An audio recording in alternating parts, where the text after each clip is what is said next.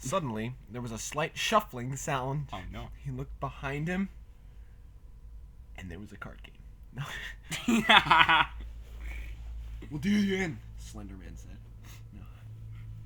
No. Jeff froze in place and listened carefully. He was quite sure there was no one down here, though, and in the end attributed the sound to the old pipes that haul higher. That hall? What? Can they not say hall correctly? That was just to add something after hall. Haul higher. He proceeded up the stairs. The sound of a baby's distressed cry started up again. A dim light crept through door up ahead. Jeff grinned wildly as he anticipated the task at hand likely ran all through this less than modern house. What? When Jeff stepped onto the landing, however, he was stopped in his tracks as the unmistakable coppery splint of death made itself known. Because death smells like copper. He looked down at the floor. There, in the middle of the dark landing, lay two lifeless bodies. One female and the other, presumably male? Presumably male? What? They appeared to... It might not have been male. They appeared to have died due to massive head injuries, though the woman, Jeff thought, may have bled to death as there was blood absolutely everywhere. Jeff grunted in disgust. Are you sure? You murder people! The sight alone was not something he was unaccustomed to in the slightest. Oh. The job was crudely done. Thank you, Damien. The job was crudely done, guts and limbs still intact. Not a single look. What? Not a single look of frozen fear to be seen, though they were indeed dead. No, they just got up. We're dead. They bled to death and We're just dead. like dancing. The bones began to move. Who had got here before him? And what were the chances of this happening? Who cares? No one really cares. The baby continued to cry from the room up ahead. Jeff thought it was odd that the unknown killer had left the baby unharmed. He wondered who would expend so much effort to have the parents murdered but keep the child alive. He wondered if there were perhaps others in the house. Nope. Why? Why Why does that matter? You know? The kid's alive, the parents are dead. Are there other people here? Oh no, not this part. Did the baby kill them? Baby. Okay, Jeff carefully stepped over the bodies, the fresh blood squelching under his feet and into the lit room. There he found the small, blue-eyed baby in his crib, face red and hands balled into tiny fists. He only cried louder as Jeff approached, knife in hand. Although tonight had been majorly unsuccessful, Jeff wasn't prepared to nothing. This baby needed to go to sleep. The high school baby needed to go to sleep. That murdered people. Suddenly, something caught his eye, however. It was someone's hand. Suddenly, something caught his eye, however. Two transitions bookending the sentence. Suddenly, however. Under the baby's blanket, something illuminated dully. Jeff moved the blanket to find that it was a cell phone. Tech-savvy baby. As he stared at the screen, a picture of a woman with cold black eyes stared back. You can read this. Don't go to sleep. You won't wake up. It was written across the photo in red text. What the fuck? Jeff muttered. He's becoming less legible to talk. Then, by the side of the crib, he noticed a grocery bag with something scribbled crudely onto it. Jeff frowned as he could barely make it out. Holy crap, all of that's written on a grocery bag? Okay, Harry, you can read this because except you're gonna have to do a girl voice because it's Jane the Killer. Okay, read. Jeff, if you are reading this, you know that no matter how many innocent victims you claim or how much innocent blood you shed, I'm still coming for you in the end. All of the men and women you so viciously slaughtered and disemboweled. She never passed the third grade. I beat you to it. I killed them, why? Because I hate them. I imagined those victims were you as I took their lives. It was the mere vision of you that made me kill them. I never did like you. You greasy-headed... grinning, smug, ignorant son of a bitch. My black eyes may look like I'm void of vision. But I'm not stupid, not. Stop. Yeah, sure? you're not stupid, not. My black eyes may look like I'm void of vision, but I'm not stupid, not. because black eyes make you look stupid. No, they make you not look stupid, not. Oh, right. Just remember, the night that you creep into a poor girl's bedroom, you're gonna fall head over heels down the fucking stairs with your guts caught on the broken glass of the window I smashed. Of the window that I smashed you with. The broken glass of window, the window I smashed of the window that I smashed. Tonight when I reach... Stop for a second. Oh my god. Tonight, when I reach you, evil will battle evil, winner kills all, and the only one who will not get out alive is you alive. I'm coming for you. Sleep well. Signed? The only one who's not getting out alive is you. Alive! Sleep well. Signed, Jane the Killer. Yeah. Jeff was left speechless. Yeah. His initial reaction was to laugh at how pathetic it was. Yeah! He read it over 3 times to try and understand what she was saying. Also, it was written on a grocery bag, so I don't know how. First of all, yeah, it was Like, there's little arrows, like, turn to back. Yeah, it was written on a grocery bag. The grammar was awful. Flip inside out.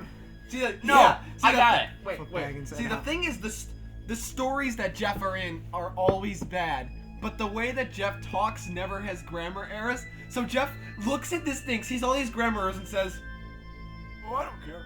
Yeah, I got it. Is that maybe there was, like, a message written on the grocery bag, and they wrote, like, Jane wrote the message in the same kind of ink, or whatever? Like, ink that blends in with it? Oh, I can't see. Yeah, so we can't really read it that well. So, he chuckled, this Jane was the bitch who left that terrible mess on the landing. The landing. Whoa, that sounds really... Adventure landing. And she seriously thinks... Is he serious? And she seriously thinks that she is a match for me! Jeff, still chuckling, lifted his knife above the child's head, ready to plunge it into his tiny form. It would have been better if it's a tiny Sorry, phone. little guy. Jeff murmured softly to the baby, who had now stopped crying and was instead staring right back at Jeff. Life is full of unjustifiable irony and pain. I think it would be best for us both if you just go to... Suddenly, Jeff saw it. In the very corner of the room, an old-looking brown teddy bear. Connor the teddy bear? Yeah. Just like the one he'd had and stuffed into the corner of his room all those years ago when he thought he was too old for stuffed animals. In this room. In this house. So he was too old for stuffed animals, so he Flash. stuffed it in the corner. Flashback. As Jeff's parents lifted boxes upon boxes into their new house. I'm reading it like the Grinch. Boxes and bags.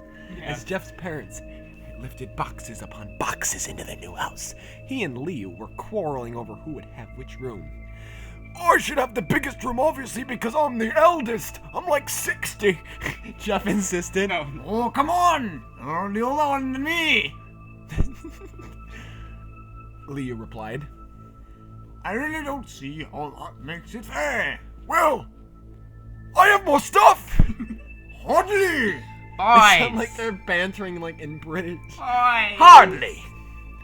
Boys! Their mother called up to them.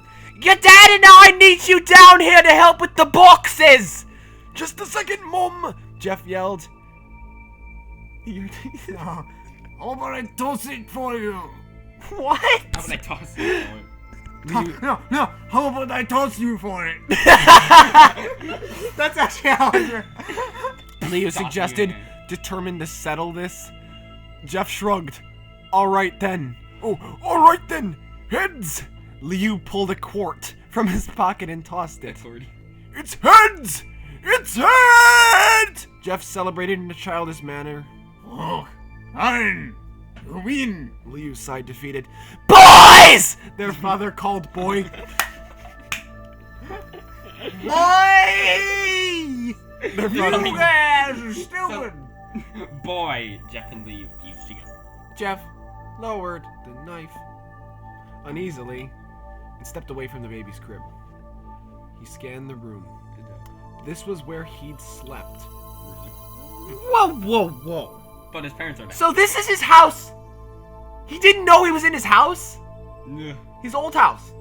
He didn't know he was in his house. And it's not like there was a lack of vision because he clearly saw the baby's blue eyes. Yeah, and he read that awful... Oh, and he was somehow able to read the grocery bag. He never thought he'd see this place again. He was the one who walked into it. The very house he'd slaughter his family in. That night, he'd finally seen the truth. There was a void in Jeff's gust. I'm done. Okay, he walked out. Where'd you leave? Where'd you leave off? Right there. There was a void in Jeff's gust that left him feeling uneasy, yet he felt no remorse. There was no sadness in this house, only strange, empty memories that were little more than inconvenient distractions. Slowly, Jeff found himself crossing the Shut up. Slowly, Jeff found himself crossing the landing once again, stepping over the bloodied corpses and into his parents' old bedroom. He turned on the light and stared at the empty bed.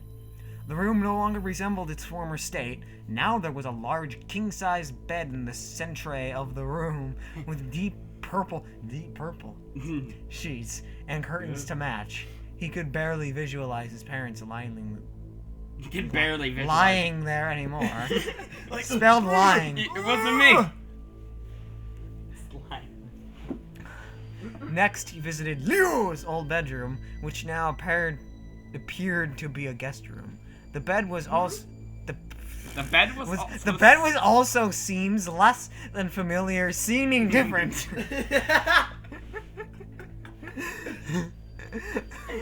His brother's murder Why had do we been. get these really long, nonsensical ones when we have Eric over?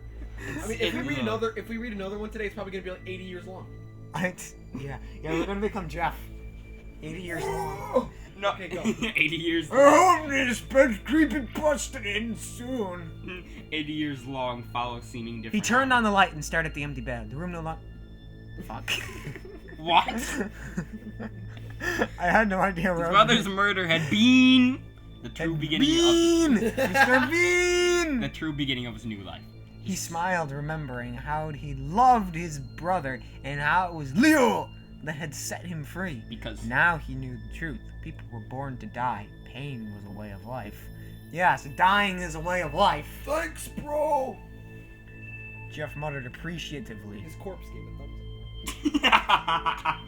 because his corpse is still Gave me there. your life, gave me such pleasure. I'm sure it's what you would have wanted, right? See, it's a No, it's No. it's a guest bedroom. I'm but sure it's what you would have wanted. He was Yeah, man. alive. I wanted to die. He was alive. I'm sure it's what you would have wanted, as if he was dead when he stabbed him. Oh yeah, true. You know, But also, just keep going. What we said about the body I'm giving not a even- thumbs up, that's why no one wants to stay Just in then, the guest Jeff heard the distinct sound of sirens in the distance. He knew that this was his cue to leave. Without another thought, Jeff made haste back downstairs, still hearing the baby's wails ringing in his head, and out the back door. room. Jeff made patience. As he fled down the darkened streets, he realized that he had not come away from that house with anything.